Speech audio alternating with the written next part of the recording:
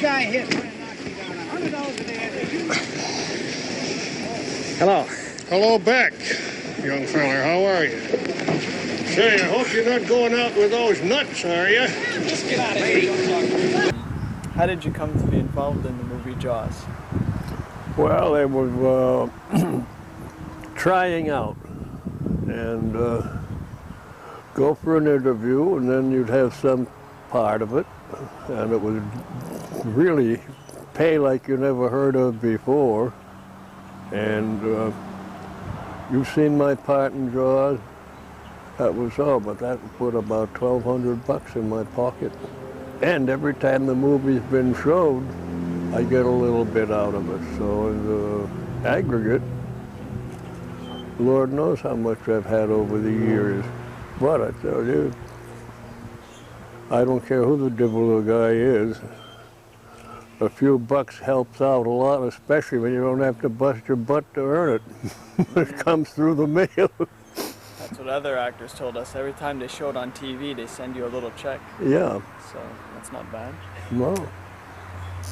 They say a lot of times it's helped me out just when I was broke or something like that, or needed a few bucks to buy something with. And no, I'd say we gotten possibly 10 to 15,000 on mine, you know, through the years. That must have been a very popular picture because it certainly played a long time and it's still going.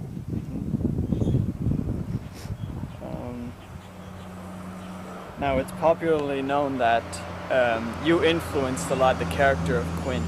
Yeah.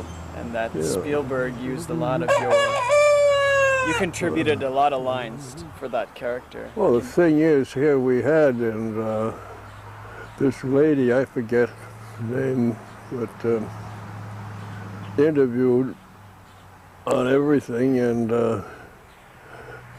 then she had me cut loose. She went, absolutely, this is it, he's fine. He's the most nasty, profane citizen I've ever seen. And she told me just cussed and ripped and right out. So Spielberg said he would let the camera roll, and basically you would start improvising dialogue, and he would use it some of the time. Yeah. Then I had that scene there where my head flips out of the works. That was a humdinger. You did an actual casting of your head. Yes, I got a picture of it in there. Mm-hmm. Yeah, they did an actual, what do you call them now, living cast or something, where they put over your face in some kind of glue and X number of minutes, and then they take it off. And you got straws in your nostrils for breathing, I think. Yeah. So is that pretty claustrophobic, that experience? I heard it is often. Well, you feel helpless, you know. But actually you're not. Good Lord, your hands and everything is free, but it's just a psychological thing, I suppose. Mm-hmm. Can't start panicking when you're covered in plaster. Yeah, well, I'd been in worse situations than that in my life, so it didn't bother me, but it does bother other people. Particularly, it seems that the ladies get nervous when that stuff is over their face and they're all lashed up and have to stay still absolutely for a certain length of time. Mr. Spielberg, he said in a documentary that he was very fond of you, and he thought that you're worth a book and a movie just yourself. Oh, that's nice of him. When we get them silly bastards down in that rock pile, there'll be some fun. They'll wish their fathers had never met their mothers when they start taking their bottoms out and slamming into them rocks, boy. No, but there's a lot of things I could give him tips on, you know, about fishing and things like that. There was one line he said that you contributed. It was, it's not like going down fishing for bluegills or tommycocks. He said that you contributed that line. Yeah. Did you happen to see the scenes which hit the cutting room floor? Because we have a few of them. Did you see those? No, I don't think so. I just saw the regular picture. Okay, well, if you have a VCR, we could We could show them to you if you'd like. Whatever that is, my missus would know what it is. I'm not much on this electronics stuff. So what did you think about Spielberg at the time? Very efficient, very smart fella, and when you figure out what you've got to put together in those pictures with the amount of people and the amount of machinery, cameras and the rest, and then the amount of natural-born screw-ups that are going to happen on any kind of a project. Although we didn't have much trouble that I know of there. But I worked and knew Jim Cagney intimately and used to chew the fat about some stuff. And he says, oh boy, some of those strangler bastards. So you were a fisherman, yes? Yep. Most of your life? Yep, and farmer. And have you ever fished for sharks? Yep. You have? Jack Hemphill. There was a big shark thing there before the war because all of a sudden Ocean Products, they found, copied the Orientals, of course, a lot of stuff for sharks. The shark cartilage had a lot of use in pharmacopoeia, you know, and medicine stuff. So did you actually see the mechanical shark? Heck yes, saw the whole business. I mean, I was there. And so you've seen real sharks in your lifetime. Oh God, So, yes. I was on a sharker. So what'd you think of the mechanical shark? Did it look kind of hokey to you, or? No, damn good. Damn good. Boy, that was real genius. No, anybody knew what a shark, they'd know that that boy was, be scared of him. Mm-hmm. Like one old guy there, he's an old man, old Portuguese fisherman, he says, he may not be right, but he may not be genuine, tried to say genuine, but he scared the shit out of me. I don't know what else. Yeah, he was walking around and just, what do you think of Mr. Cabral of this shark? He scared the shit out of me. I don't care if he's real or not real. That's a big compliment for the film, yeah. Yeah. And an old boy that knew sharks from the word go. So were you kept around as a consultant, kind of, for the rest of the production? Yeah, you know, helped out with convert Quint there from a rather refined citizen into a dirty old man, dirty old cuss. But anyhow, I got that compliment. The girl said I was the best of them all. Company nasty.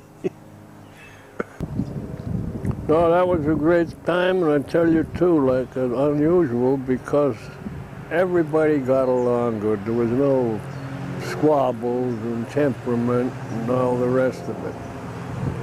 And everybody got along good. And probably thinks that's why it was such a successful picture. Because it was a team effort. Yeah, because as they say, hearing, you know, from other people I've known, I knew Jim Cagney, I worked for him for several years, talking about the blankety blank, some stinker will screw things up for half the afternoon on some piece of foolishness, enough to drive you crazy. Didn't happen that way with Jaws. Everybody was happy. Do you know, oh my goodness, Herschel West? Are you familiar with that Since he gentleman? was that big, what a dingbat he is. We met him, he's such a sweet guy. He is a nice little guy, but boy, Meshuggah Cup, wow. Now Herschel his father was a fisherman, and meaner than hell with the poor kid. He was constant smacking, hitting, kicking. And poor little Herschel, I don't know how he made out with it. Because let's face it, Herschel wasn't exactly what you call heavy upstairs, but he was a nice little guy. No, I worked with Herschel. I worked for his uncle Harry West. And Herschel was there, a little squirt working with Uncle Harry. Uncle Harry was good to him. Then the poor little slob, you can guarantee his old man would show up payday and hand that to Harry. Harry handed it to him, and he'd give him a dime for soda, and the rest of it he put in his pocket. He was a miserable son of a bee. Well, I was wondering if you, because Shaw, Robert Shaw, Yeah, he's Irish. yeah, Pronounced Irish voice. And so, yeah. did you have to coach him on the local Oh, dialect? yes, because his dialect was entirely, well, just like Ina, my companion, and she's Irish, and Robert had to get him around to talk. As the young lady said that was taking the sampling, I don't know, half a dozen guys or more showed. I received once a compliment, but I was the dirtiest, nastiest, brought-up-run character that she had found, and that was it. And you said thanks. Instruct Robert Shaw. Yeah, what the hell? I was sitting on my desk talking to Robert, and 50 beans for a day working with him. But he worked hard, but he did it. How'd you get along with Mr. Shaw? I got along with all of them. That was a thing that everybody got along with. Everybody was a happy group. And of course, I never intimately saw any others, but I've heard of them. See, Jim Cagney, I worked with him on his place for quite a few years. And Lawrence DeGolia, that was another actor guild. And no, they all said that. That was about the most peaceful, happy crew they ever saw. Usually be some SOB would mess things up, or some old biddy decide to throw temperament and raise hell with the whole staff. Well, it was already a stressful production, so no need for tempers to flare, I guess. They didn't flare. Are you proud of your involvement in Jaws? Yeah.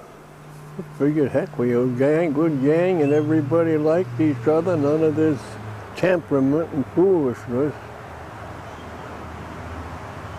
Robert Shaw telling Jim Cagney, look at any of these son of a bitches show temperament, I'll guarantee there's enough of us guys around to play kick-ass and change their minds.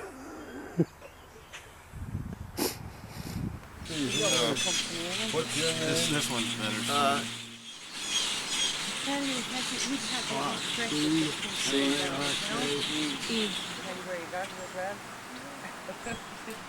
has been scary. What was my name? Ben Gardner. Ben Gardner. That was my name. Mysteriously turned up from Former life. various areas. Right. Oh my God. This one's for, which one wants it next? Got it.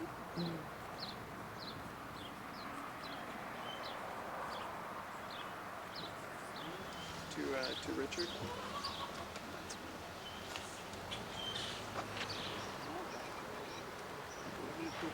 This is gonna make us worth about 5 times as much.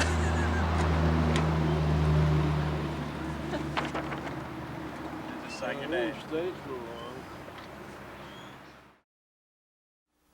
Pocket.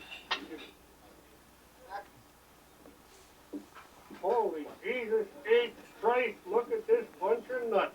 Fit for trout fishing, clam digging, rabbit hunting, bass fishing, everything like he... Get that guy, kid! Hey, wait a minute. You got permission for that? Yes, sir.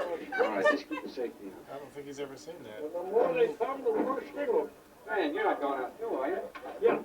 Yeah, $3,000 is a lot of money, and I'd like to have it. I can certainly use it. Look out, Chief. God, I ought to recognize myself. Isn't that great? Did you ever see that before? No, No. Okay. Never made it in the movie.